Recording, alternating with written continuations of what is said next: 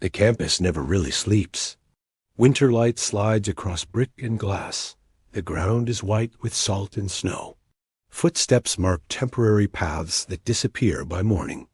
Somewhere in that cold quiet, a young woman moves between classes, work, and miles of running shoes drying by a heater. Her name is Maura Murray. In the days before she vanished, nothing screamed for attention. No alarms. No warning signs. Only little things. A late-night shift at the campus security desk. A phone she checked too often. A tremble in her voice that she covered with a smile. People said Maura was disciplined. A runner. A student who planned everything. Strong, smart, focused. But even strong people crack when winter grows too long. The cold turns confidence into glass. Clear, bright, and breakable. The dorm corridors are silent in February. Doors click shut. Water rushes through old pipes. A single desk lamp glows yellow in the dark. Maura sits there, a half-finished to-do list blinking on her laptop screen. Outside, snow keeps falling. Inside, something inside her is beginning to shift. A few nights ago, she cried at work. Her supervisor asked what was wrong. She said it was a call from her sister. Something bad. But later, the call turned out to be nothing serious. The tears, though, were real. No one asked again. No one noticed what came next. Outside, streetlights bloom in pale halos. A bus exhales steam into the night. Maura walks with her coat pulled tight, head low, as if hiding from her own thoughts. Each crunch of snow sounds like a countdown. On her desk sits an old map, folded too many times. New Hampshire, Vermont. Small circles mark places she's never been, cabins, trails, quiet roads. The kind of places people go to escape, to start over, or to disappear. Sometimes those things mean the same. The week before she vanished feels ordinary in every detail. Coffee gone cold. Texts that end with little hearts. A steady rhythm that hides the storm underneath. If Maura is keeping a secret, she's careful with it. She carries it like a fragile glass of water, steady and silent. She looks calm, but her silence is heavier than it seems. There's a photo of her, hair tucked behind one ear, pink cheeks, calm smile. The kind of face you remember. The kind of face that people will later describe again and again, hoping to make sense of what happened. Routine fills the night. A clock ticking. A vending machine humming. A phone buzzing once, twice, then stopping. Routine can build a life. It can also hide an escape. If someone had asked, "Do you feel safe?" what would she have said? Maybe she wanted distance, not disappearance. Maybe she wanted silence, not fear. Winter has a way of numbing everything, even regret. The lamp glows. The calendar turns. And between one heartbeat and the next, a decision begins to form. A quiet, invisible line drawn across the snow. The kind of line that changes everything. For now, it's just another winter night. The snow keeps falling. The world keeps turning. 3 days later, the snow hasn't melted. The world feels frozen in place. Maura's routine looks the same, but something underneath has changed. You can't see it, but you can feel it. A quiet tension, waiting to break. Her friends notice small things. She's distracted.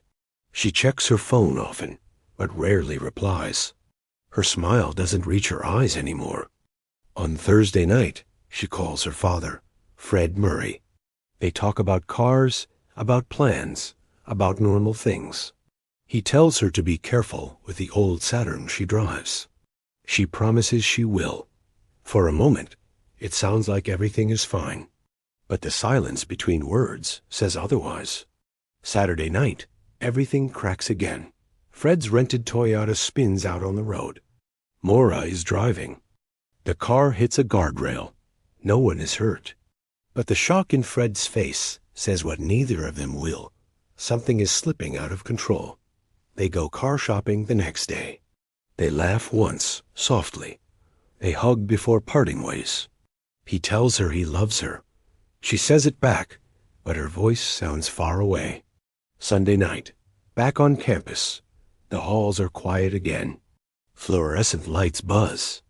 Snow piles against windows. Maura walks past a row of bulletin boards filled with faces and flyers.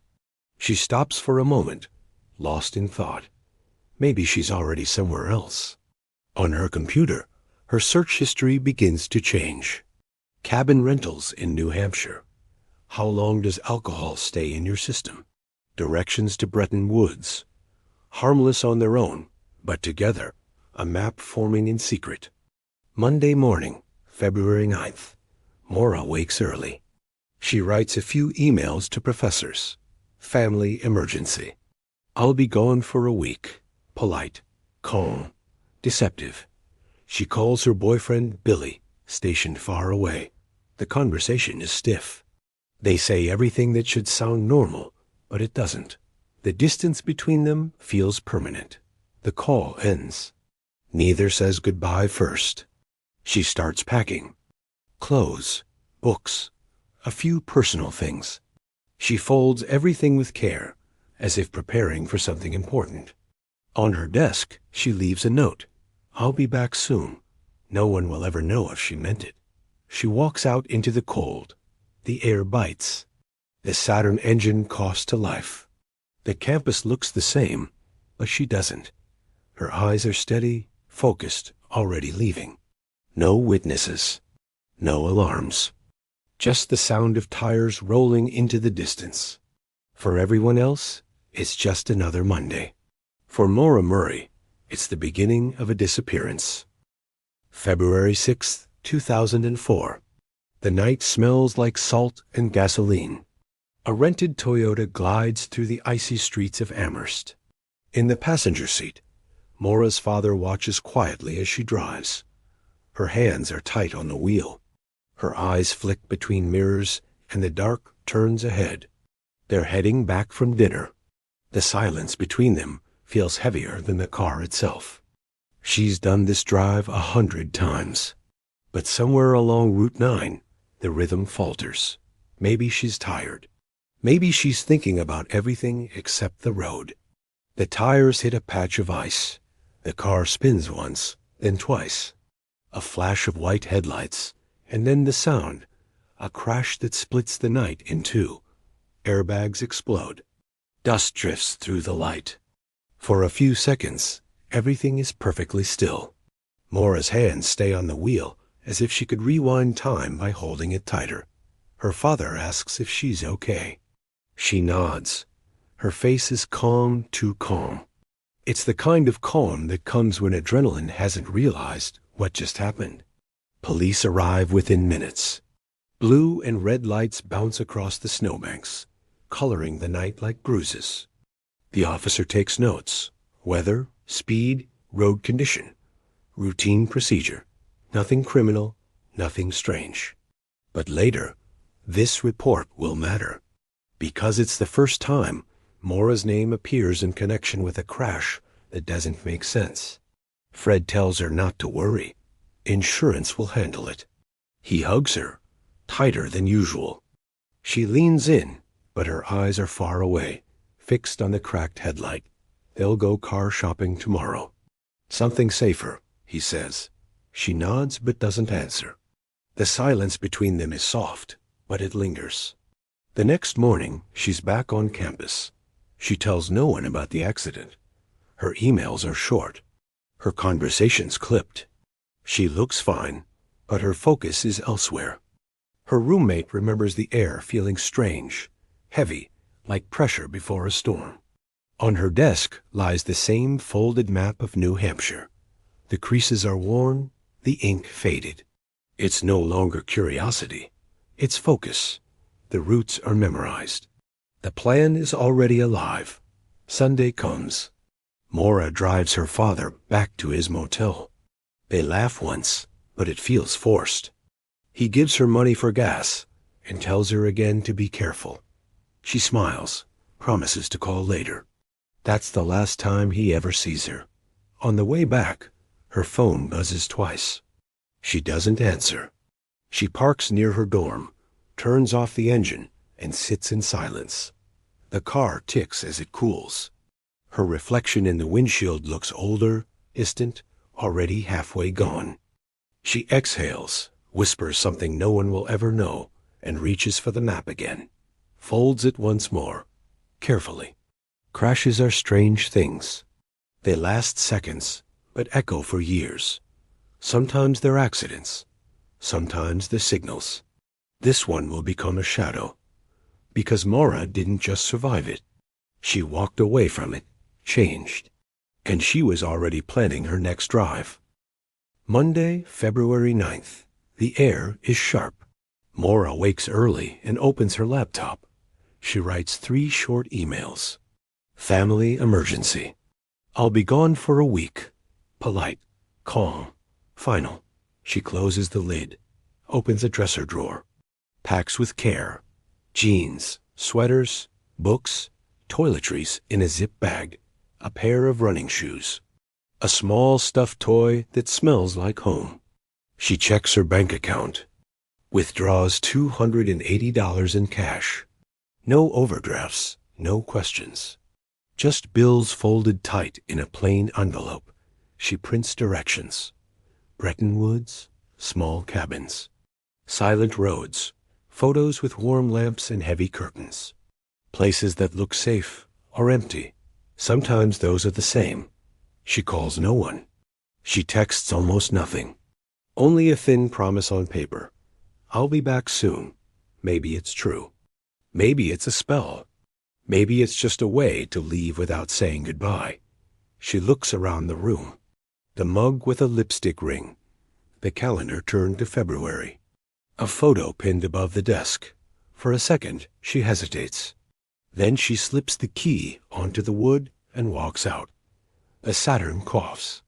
The engine steadies. She pulls onto the road. No music. Just the hiss of tires over snow. The campus shrinks in the rear view. Ahead, interstate signs and a sky the color of steel. This isn't a runaway sprint. It's a quiet step taken 100 times in the mind. Now it happens for real. 1 mile, then another, then another. If someone had stopped her at the gate and asked where she was going, she might have said, just for a while. She might have said north. She might have said nothing at all. The decision is simple. The reasons are complicated. And the road doesn't care. The highway opens like a cold river. Gray lanes. White edges. Black trees rising like ribs from the snow. She drives steady, hands at 10 and 2, eyes on the broken lines. She stops once for gas, buys a few snacks, keeps the receipt, puts it in her pocket like a breadcrumb. The sky lowers. Clouds press down. New Hampshire, signs appear and vanish. She follows them without thinking. The directions are already memorized. Inside the car, it's warm and small. Outside, the world is empty. She tries to breathe in rhythm with the engine. 4 counts in, 4 counts out. It almost works. She passes exits she could take. She doesn't. Every choice feels narrow. Every mile feels inevitable. In the glove compartment, the map waits, folded and soft with use. She could stop. She could turn around. She doesn't. Snow flurries start. Headlights smear the road into a tunnel. A plow throws glittering arcs into the ditch. The Saturn hums like an old animal trying to stay alive. She thinks about nothing. She thinks about everything. About the crash. About the look on her father's face. About the silence on the phone with Billy. About the word soon. How long is soon? Really? She crests a small hill. Sees a long, dark valley of trees. No houses, no people. Just winter. It feels like stepping into a pause between worlds. If the past is behind and the future is ahead, the present is only this. A black car, a white road, and a girl driving north into a colder kind of quiet. Route 112. a ribbon of ice through woods and shadow. It's early evening now. The light is almost gone. Porch lamps flicker far apart like low stars. A local woman hears tires hiss outside her window. Then a dull thud. She looks out. A black Saturn sits wedged in a snowbank. Nose turned wrong. No smoke. No flames. Just a wrongness you can feel through glass. Butch Atwood, driving a school bus home, slows and pulls over. He walks to the driver's side. Sees a young woman, shaken, not bleeding, eyes wide and wet but controlled. He asks if she needs help. She says she already called AA. There's no signal out here. He knows it. She must know it too. He offers again. She refuses again. He leaves to call police from his house down the road. Minutes pass. The night deepens. The car sits like a dark tooth set into white gum. A porch light watches. A dog barks twice, then stops. A cruiser turns onto the road. Blue lights smear across snow. Footprints. A locked car. An airbag smell. A cracked windshield. Open bottles. Directions printed on cheap paper.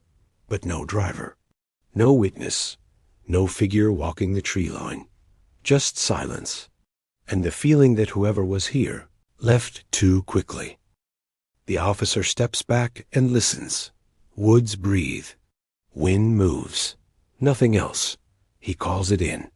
More lights arrive. Red, blue, white. The road becomes a stage with no actors. A neighbor says she saw a man in a bus talking to a girl. He's already been checked. He's fine. He's calm. He tried to help. They circle the area. Flashlights sweep the ditches. Boots grind ice into powder. They call her name into the cold. It goes nowhere. A canine unit pulls a scent from the car. The dog leads them down the road. 200, maybe 300 feet. Then stops. Confused. Circles. Sits. The trail ends as if it climbed into thin air, or into another car. Inside the Saturn, there's a map. There's a box of cheap wine. There are printed directions. Everything points north, but the person is gone. 10 minutes. That's the gap. That's the whole mystery. Enough time to vanish. Not enough time to make sense. The tow truck takes the car. The lights leave. The road goes dark again. Somewhere in these trees, a story changed shape. No one saw how. Morning brings hard, bright cold. Volunteers gather at the firehouse. Maps unfold across tables. Gloves slap. Coffee steams. Hope rises quickly in rooms like this. They grid the woods. Orange vests flicker between trees. Poles probe snowbanks. Voices call the same name until it doesn't sound like a name anymore. Helicopters sweep overhead. Thermal cameras look for warmth. There is none.